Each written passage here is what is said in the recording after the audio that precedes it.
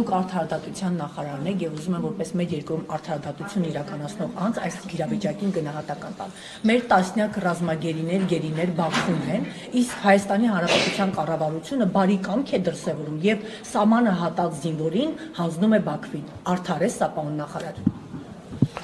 Դրանք քաղաքական որոշումներ են,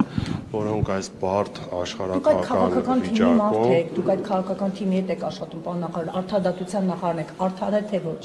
Դրանք քաղաքական որոշումներ են, իմ կարծիքով նման քաղաքական որոշումներն են, որ մեզ հնարավորություն են տալի թե միջազգային ատյաններում, թե երկրի ներսում ավելի ճիշտ դիրքավորում ունենալ։ Իսկ Ղարաբաղի անհատների հայցեր կան միջազգային դատարաններում, որոնք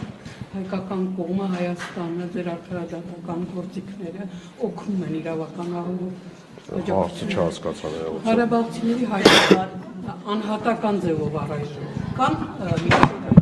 Ղարաբաղի տեղահանվածներ, որոնք որ միջազգային ատյաններում դեռևս դրանք որքան տեղյակ եմ նախապատրաստական փուլում են, բայց բնականաբար եթե լինեն այդպիսիք, մեր համապատասխան կառույցները աջակցելու են։ Նախաձեռնող մի քիչ նախաձեռնողական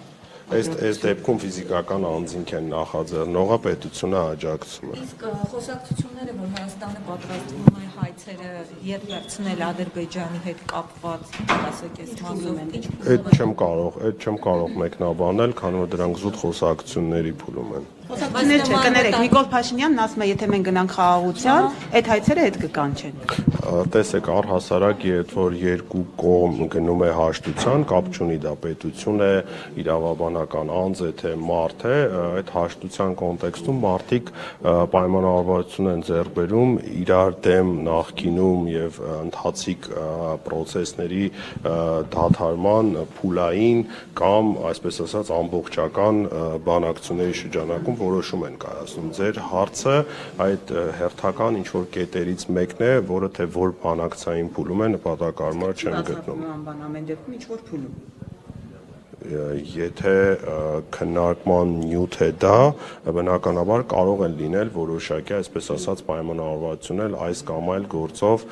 հաշտության գնալ, ոնց որ բոլոր այս process-ներում է։ Եթե երկու կողմ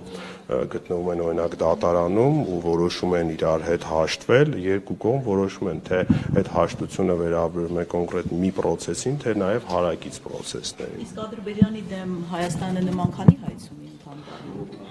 Խնդրեմ գրավոր անեք, որ ավելի ճիշտ գրիտ պատասխանը լինի, էլի սխալ տվյալ չտամ։ Շնորհակալ եմ։